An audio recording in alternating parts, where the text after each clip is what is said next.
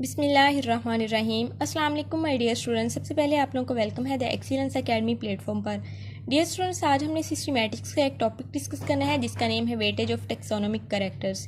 इसे हम डिटेल में स्टडी करेंगे, लेकिन उससे पहले आप लोगों से रिक्वेस्ट है कि आप वीडियो को एंड तक देखिएगा और चैनल को लाइक, शेयर एंड सब्सक्राइब कर दें। Thank you so much. सबसे पहले हम डिफाइन करते हैं वेटेज ऑफ टेक्सोनोमिक कैरेक्टर्स को। सिस्टमैटिक्स में वेटेज ऑफ टेक्सोनोमिक कैरेक्टर से मुराद है amount of phyletic information in a character. किसी भी टेक्सोनोमिक कैरेक्टर के अंदर जितनी फाइलेटिक इन्फॉर्मेशन की अमाउंट पाई जाएगी वो उसका वेट कहलाएगी। इस लिहाज से दो प्रिंसिपल्स दिए गए, एक प्रायोरी वेटेज और दूसरा पोस्टीरियरी वेटेज। प्रायोरी का मतलब होता है बिफोर, और इसे अरिस्टोटल ने डिफाइन किया, और इनके मुताबिक weightage of taxonomic characters before the phyletic information, यानी कि जब हमारे पास अभी फाइलेटिक इन्फॉर्मेशन मौजूद नहीं थी, बहुत ज़्यादा ओल्ड टाइम के अंदर, तो तब ये प्रायोरी वेटेज का कॉन्सेप्ट दिया गया। पोस्टीरियरी वेटेज जो था वो एडेंसन ने दिया था, और इनके मुताबिक weightage of taxonomic characters after the phyletic information, ये तब था हमारे पास जब हमारे पास फाइलेटिक इन्फॉर्मेशन आ गई थी। जितना भी आज तक वर्क हुआ है वो इसी प्रिंसिपल की बेस पे हुआ है, पोस्टीरियरी वेटेज की। और प्रायोरी वेटेज जो था ये एडेंसन ने इसे रिजेक्ट कर दिया था। वेटेज ऑफ टेक्सोनोमिक कैरेक्टर का बहुत ज़्यादा रोल है क्लासिफिकेशन के अंदर, टेक्सोनोमी में, क्योंकि इसकी दो टाइप्स हैं, हाई वेटेज कैरेक्टर और लो वेटेज कैरेक्टर।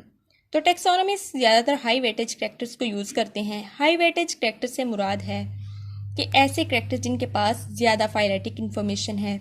लो वेटेज कैरेक्टर से मुराद है ऐसे कैरेक्टर्स जिनके पास कम इन्फॉर्मेशन मौजूद होती है, फाइलेटिक इन्फॉर्मेशन।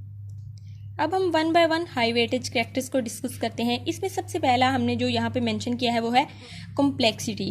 कोई भी स्ट्रक्चर, कोई भी कैरेक्टर जितना ज़्यादा कम्प्लेक्स होगा वो उतना ज़्यादा हाई वेटेज कैरेक्टर होगा।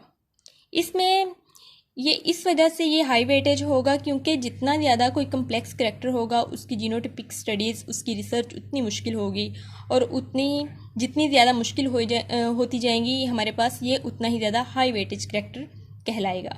एग्जाम्पल की बात करें तो इसमें जेनिटल और मेचर्स आते हैं आर्थ्रोपोड्स के, और ये बहुत ज़्यादा कॉम्प्लेक्स स्ट्रक्चर हैं और हाईली डिफर करते हैं even in closely related species.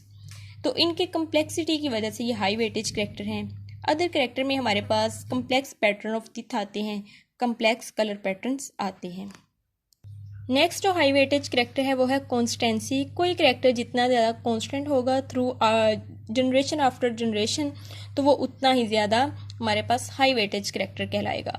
Example की अगर बात करें तो इसमें ब्लैक आई कलर, जो अगर किसी भी पॉपुलेशन के अंदर हम स्टडी कर लें, अगर वो कांस्टेंट हो जनरेशन आफ्टर जनरेशन, तो वो हमारे पास हाई वेटेज कैरेक्टर कहलाएगा। कैरेक्टर्स में हमारे पास जो लो फिनोटिपिक वेरिएबिलिटी वाले कैरेक्टर होते हैं, जिनके अंदर लो फिनोटिपिक वेरिएबिलिटी होती है, वेरिएशंस कम होती है, तो वो हमारे पास कांस्टेंट कहलाते हैं और हाई वेटेज कैरेक्टर कहलाते हैं। जितने भी हमारे पास पॉलीजेनिक कैरेक्टर्स होते हैं वो हाई वेटेज कैरेक्टर होते हैं। नेक्स्ट हम बात करते हैं कंसिस्टेंसी की।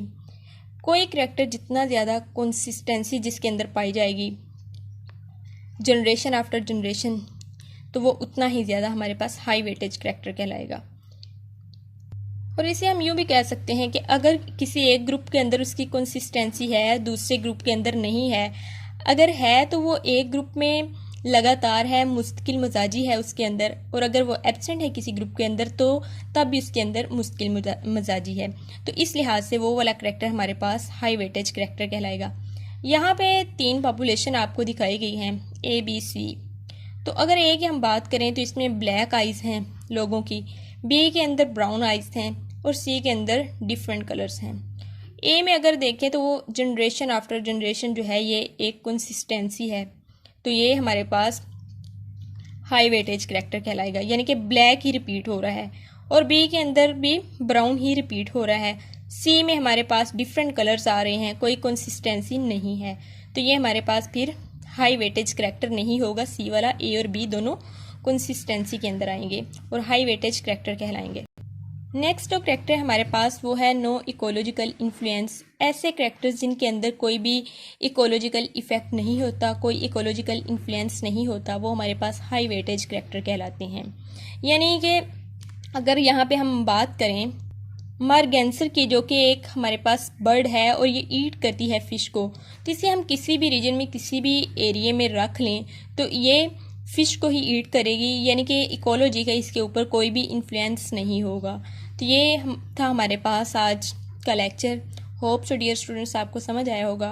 काइंडली आप चैनल को लाइक शेयर एंड सब्सक्राइब करें and stay connected for more videos. Thank you so much. अल्लाह हाफिज़।